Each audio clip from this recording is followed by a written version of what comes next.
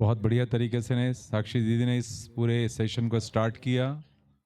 Then वर्षा भाभी और सागर बेटे ने इसको बहुत बढ़िया से कंक्लूड किया अपनी जिम्मेदारी पे।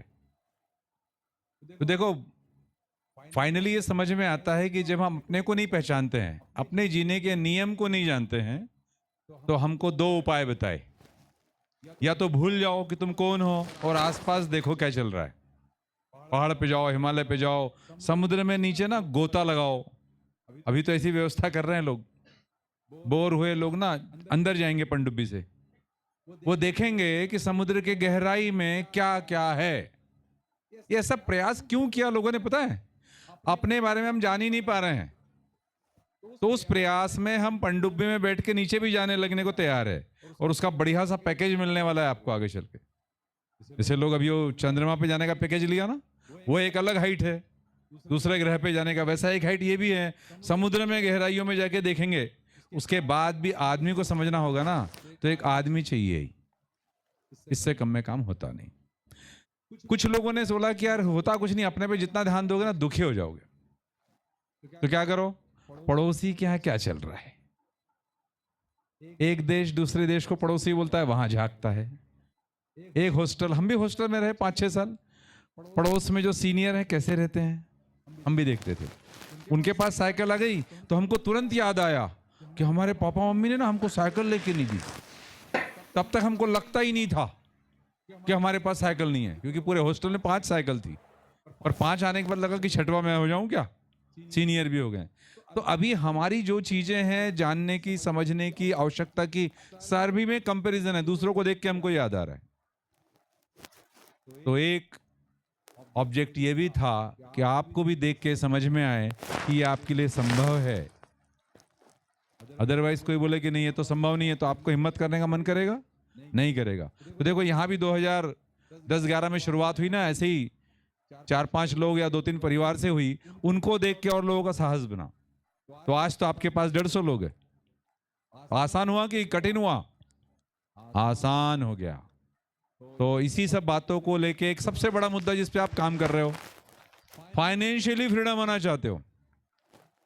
जितने लोग हो गए ना उनसे पूछना।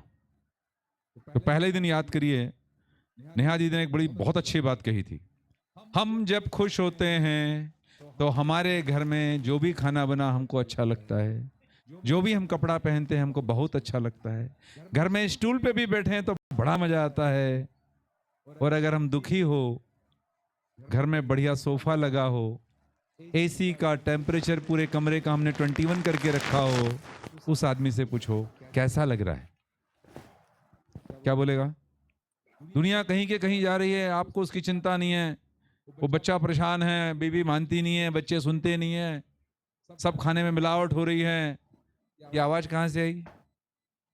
बाहर के वातावरण को तो हम ठीक कर लेते हैं, एसी लगा के, कूलर लगा के, फैन लगा के, लेकिन हमारे अंदर का जो वातावरण है ना बेटा, उबल रहे हैं। एक दूसरे को बात करते हैं तो स्पार्क होता है। अभी जैसे जैसे उम्र बढ़ती है ना, पेरेंट के साथ बच्चे बात करते हैं ना, तो पेरेंट को डर लगता है स्पार्क ना हो जाए।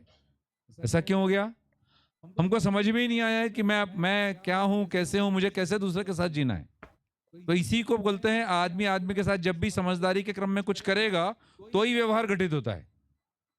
खाना पिलाना ये व्यवहार नहीं है, ये जिंदा रखने के कार्यक्रम है। हाथी भी जिंदा रह लेता है ना? हमसे 200 गुना खाता है, उसको पढ़ने लिखने की जरूरत पड़ती है, कहीं नौकरी करता है, वो व्यापार करता है। तो हमारी हालत अभी कैसी है? वो हाथी जो है ना जंगल का, उससे गई बीती है। बंदरों को तो बिगाड़ दिया हमने, जंगल में बढ़िया फल खाते थे, रोड पे परमल खिला खिला के उनको ना हमने बीमार करके रखा है। कई जगह देखता हूं मैं मिलते हैं।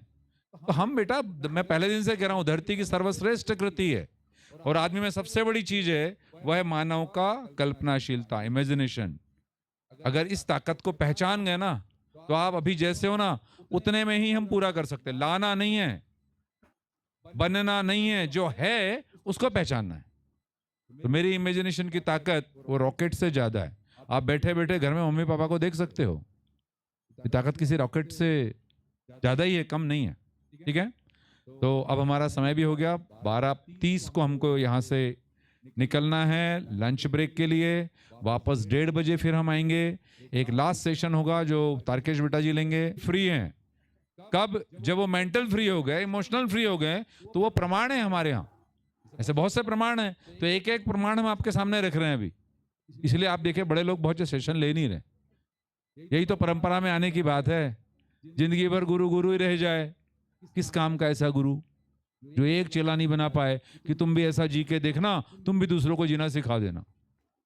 ठीक है, तो थोड़ा प्लान ऐसा करते हैं, सभी लोग एक साथ भागेंगे जैसे